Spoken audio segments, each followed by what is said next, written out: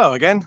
I have come about 20 minutes drive north of Villers-Bocage, and I'm in the village of Ellon, which is just south of Bayeux, which is where I live. And I want to talk about the real significance of what is happening in many ways in June after the initial assaults. And that is the building up of a massive, great resource, namely air power, to bring in close air support. So when going back to Villers-Bocage, you watched the earlier videos today, when the Germans launched their Tiger tanks and what have you towards the Allies, and the 12th SS did it with their Panthers, and Michael Wittmann did it with his Tigers, what they don't have to assist that is anything in the way of air power. Now, this is one of my favourite monuments in Normandy. People don't see it because it's off the main road. You have to be taking the road south from Bayeux towards Villers-Bocage, and then notice the little sign saying Ellon. The wind is a bit too windy here, I apologise. And they've spruced it all up. I was here, I don't know, a couple of months ago, and it was looking a little bit ragged over the winter. They've spruced it all up now. So you've got American flag, Australian, New Zealand, various other flags around here, symbolising the Allied nations that were part of the build-up of this air resource. And this is a really, really cracking memorial here. Now, this particular one was, you can see here, B-12F air landing ground. So A is for American ones, and then B for British Commonwealth ones, and there are the Allies built like 21 within a week or so of the invasion. So 122 wing of the Royal Air Force was here. Now, this particular one gets set up later. We're talking about July rather than June, but it happens to be the one I'm passing on my way back home. And that's the thing, the Germans can only dream of setting up this kind of resource with this kind of incredible air support the Allies have. The 2nd Tactical Air Force had, of course, prior to June the 6th, been flying from the southern part of England. If you saw the show with Jeff last night, we talked about those fighter bases across the southern part of the UK. But part of the Allied plan is, as soon as they can, is bring the 2nd Tactical Air Force and elements of the American 9th Air Force across the Channel and set up airfields. You know the type of thing. These are temporary airfields where you roll out the steel mesh, the hard standings are the bits of metal sheeting about 6 foot long, 1.5 foot wide with the holes in it. You see them on the side of Land Rovers across the world. And then you can bring your fighters over, and you've got that incredible resource of being able to bring in the assistance of Hurricanes and Spitfires and Typhoons and you name it. So this monument is really good. I'll show you a little bit about it here. So this is the commemoration of the Ellon B-12 airfield. So it's between the villages of Jouy-Mondet, there's an abbey there, Ellon, Jerusalem, you'll know Jerusalem, so that's where the little cemetery is. It's the D6 road here that runs from Bayeux up here down to Villers-Bocage. But if you turn off left, you see the site of this airfield, and it was an important one. And this asset that the Allies have of bring over close air support in quantity. Now, I will admit, in June and July, they haven't yet perfected what close air support can do. The Allied lines are close to the German lines. You really get to late July, August for the air power to really, really, really do incredible things here. But they are still here supporting. And you can see here, they're talking about the 65th Squadron, the 122 wing in June 44. And there's a picture. It's very, very faded now. There's I think that's a Spitfire. Not sure what they're sitting on there, and it commemorates. There are Mustangs in Allied markings here, so Mark 3. And it's talking about the individual crews of these things. Boxted is near where I'm from, Colchester. I used to walk about Boxted Airfield when I was a kid. That's about 3 miles away from where my mum and dad's house still is. And it talks about the various crews here. It talks about the loss of some of these crews. It's in French and in English. I'm just moving forward. Remember to hear me as loud because I'm moving, I'm stretching my arm out. I'll shout a bit. So I'm talking about some of the people that flew from here. It's a really great monument.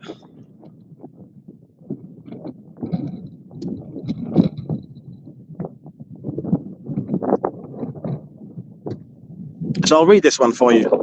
On the 6th of June 2004, on the occasion of the 60th anniversary of the D-Day landing, Mr. Vince Ashworth from New Zealand came to this place to honour the memory of his brother, Corin Perry Ashworth, who died in action. His Mustang II plane had taken off from this airfield on August 3rd, 1944 at 10:34 a.m. and was shot down at 11:10 a.m. in the sky of Wassail Seine Maritime.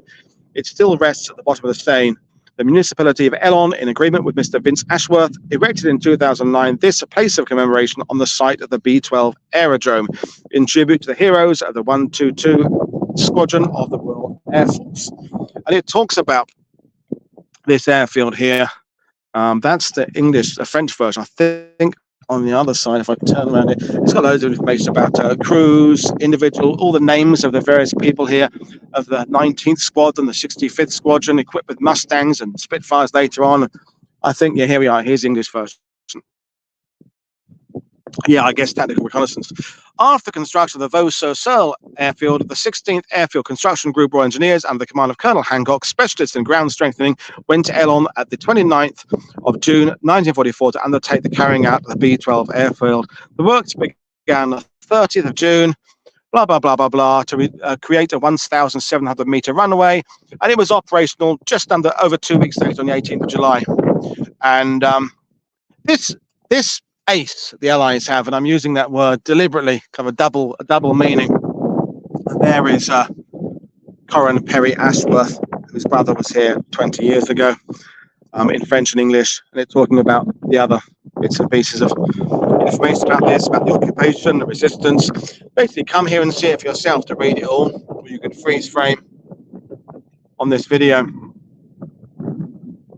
So, to connect this to Villers-Bocage, what point am I trying to make? The point I'm trying to make is that while things like Villers-Bocage, if you're an idiot and you believe all the Werribee nonsense, you're thinking, oh, look at the Germans halting this British advance, how well they're doing. The 7th Armoured Division got smashed there, and you go, well, no, parts of one brigade, the 7th Armoured Division, got smashed there, not the entire division. And as I said earlier, they lose lots of their own vehicles. What's also happening is the Allies are cranking up this ability to bring huge amounts of everything to Normandy. So the airfields, 21 airfields within a week of the invasion. Okay, this isn't the first one. As I said earlier, this one was built a bit later, but you got near the coast inland from Sword Beaches, Juno Beaches, indeed from Omaha Beach. The first ALG of Omaha Beach was operated on the 7th of June. I think Utah Beach was the 9th of June. Sword, it's like the 8th, 9th, 10th of June, something like that. This ability to bring shitloads of aircraft over to support the advance is something the Germans can't even dream of. So out of this wheat field, and you can see where the airfield was by just the sheer amount of space. They obviously cleared a few hedgerows to make this 80 years ago. So you've got this big, by Norman standards, big open field. Well, that's where the bloody airfield was. That's where all these aircraft were taxiing about. I'll give you a nice good shot again of the flags. And there's a church of Ellon. That's the Abbey of Jouy Monday over there. Ellon is behind us. And this resource the Allies have is so really important. Exactly, Canopus 44. When you have videos like Black Baron, the deadliest tank ace of the Second World War, it just makes me vomit in my mouth because it is just so... It's painting a stupid Werribee fanboy bullshit worship version of the Normandy battle that is not based on reality. The reality is the Allies are doing things like this. They're building these airfields. They're bringing over, as I said, there's shitloads of fighter aircraft. And then later on, they can bring even more over, and they're building up this big arsenal of everything. And yeah, the storm is a big burden. The storm prevents the Allies from unloading supplies for 3 or 4 days. But when you get to the beginning of July, early July, yes, there are going to be problems ahead. What I'm writing about right now, the American 8th Corps pushing down from Cherbourg is a problem. You have Epsom that is only partially successful. 112 was a burden. But the Allies are building and building and building a strength that the Germans can't even begin to compare. And of course, you get in the 3rd week of June, the Soviet Red Army launched Operation Bagration, or Bagration, or however you want to pronounce it, which puts pressure on from the east as well, where all these bloody great enormous army groups, Soviet, start pushing towards the Germans. They're being squeezed out of Italy, they're being squeezed out of Yugoslavia, they're being squeezed out of everywhere, and this is just the beginning of the end of the German Third Reich. So, yeah, I'm in a real ranty mode today, but I get so cross with all this over celebration, and that is not a bad choice of word by the wereaboos of Michael Wittmann and his stupid legend. Even if he was a good tank ace, even if he was, and he was, I'm not going to say he wasn't good at his job, because he clearly was good at his job, but he's the little tiny Pyrrhic victory he has at Villers-Bocage that has fueled so many books and legends of the Black Baron, all this bullshit, just gets on my fucking tits, right? So I'm really in ranting mode right now. And this, the building up of close air support, the building of airfields, the building of the Mulberry Harbours, the bridging that's going on, the bringing over engineers and armories and Royal Army Service Corps depots, and all the ability the Allies have to repair and get their tanks back on the road and put their men back in the field, and the hospitals that are being built, the clearing stations, et cetera, et cetera, et cetera. That's why the Allies win, because they have loads and loads of stuff, right? So I'm going to stop ranting now, because when I get back to Bayer, I've got to do an audio test with Dilip in about 40 minutes, ready for tonight's show or this afternoon's show. So there you go. That's the Ellon ALG, and the importance of air power in Normandy is under talked about, I think, because of it's less tangible than looking at a battlefield where men fought across. You can go to Hill 112 and imagine tanks careening across the fields there, but air power is harder to kind of to explain in some ways. And so close air support, the building of airfields, that's what's happening at the same time 80 years ago. In addition to things like Villers-Bocage, is the Allies are bringing over huge quantities of stuff that is eventually going to smash the German army. 2 German armies are going to come to their end, to their knees in Normandy. And there you are. I'm going to stop talking now.